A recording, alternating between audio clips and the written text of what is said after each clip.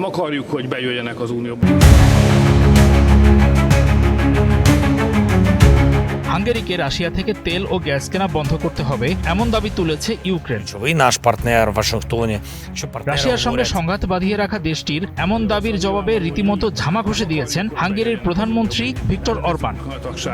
Tisza meg a DK be akarja őket engedni. তিনি ইউক্রেনকে সরাসরি শত্রু হিসেবে আখ্যায়িত করেছেন। Kampánynak, mert elemi érdekük fűződik hozzá, hogy Magyarországon kormány. 2022 সালের ফেব্রুয়ারিতে ইউক্রেন সংঘাত শুরু হওয়ার পর রাশিয়ার ওপর আরোপিত নিষেধাজ্ঞার অংশ হিসেবে ইউরোপীয় ইউনিয়ন রুশ জ্বালানি সরবরাহ বন্ধ করার যে চেষ্টা চালাচ্ছে, শুরু থেকেই তার বিরোধিতা করে আসছে হাঙ্গেরি।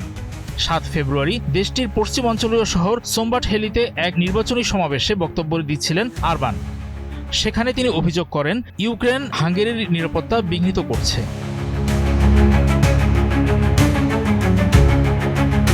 অরবান বলেছেন হাঙ্গেরি যেন সাশ্রয়ী রুশ জ্বালানি কেনা বন্ধ করে। ব্রাসেলসে ইউক্রেনীয়দের এমন অনবরত দাবি জানানো অবশ্যই বন্ধ করতে হবে। তিনি সতর্ক করে বলেন রাশিয়ার জ্বালানি না কিনলে হাঙ্গেরির সাধারণ পরিবারগুলোকে লাগামহীন ইউটিলিটি বিলের চরম চাপে পড়তে হবে। এরপর তিনি সেই কড়া বাক্যবাণ ছুড়ে দেন। তিনি বলেন যতদিন ইউক্রেন হাঙ্গেরিকে সস্তা রুশ জ্বালানি থেকে বিচ্ছিন্ন করতে দাবি তুলতে থাকবে, ততদিন ইউক্রেন কেবল হাঙ্গেরির প্রতিপক্ষ নয়, ইউক্রেন হাঙ্গেরির শত্রু। এক্সট্রিম মশার কয়েল প্ল্যান্ট ফাইবার দিয়ে তৈরি। ডেঙ্গু, চিকুনগুনিয়া বাহি সহ যে কোনো মশার বিরুদ্ধে দেয় এক্সট্রিম সুরক্ষা।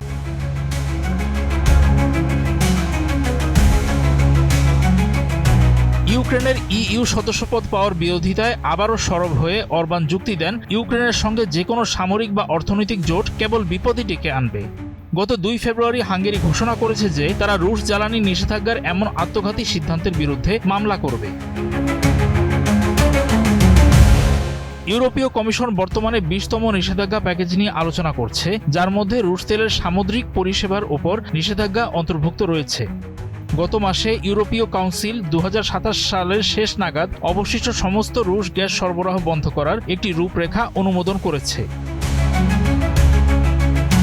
যদিও ইউরোপীয় ইউনিয়ন 2021 থেকে 2025 সালের মধ্যে বেশিরভাগ রাশিয়ান জ্বালানি তেল আমদানি পর্যায়ক্রমে বন্ধ করে দিয়েছে এবং দেশটি থেকে গ্যাস কেনা 75% কমিয়েছে, তারপরও হাঙ্গেরি এখনও রাশিয়ার পাইপলাইন গ্যাস এবং তরলীকৃত প্রাকৃতিক গ্যাসের শীর্ষস্থানীয় ক্রেতা। ইউরোপীয় ইউনিয়নের অন্যান্য অনেক সদস্য দেশের মতো হাঙ্গেরি ইউক্রেনে অস্ত্র পাঠাতে অস্বীকার করেছে। চলমান রাশিয়া ইউক্রেন সংঘাতের কূটনৈতিক সমাধানের উপর জোর দেওয়ার জন্য ব্লককে আহ্বান জানিয়েছে দেশটি। অরবান সতর্ক করে দিয়ে আরও বলেন পরিস্থিতির আরও অবনতি হলে ন্যাটো এবং রাশিয়ার মধ্যে একটি সর্বাত্মক যুদ্ধ শুরু হতে পারে।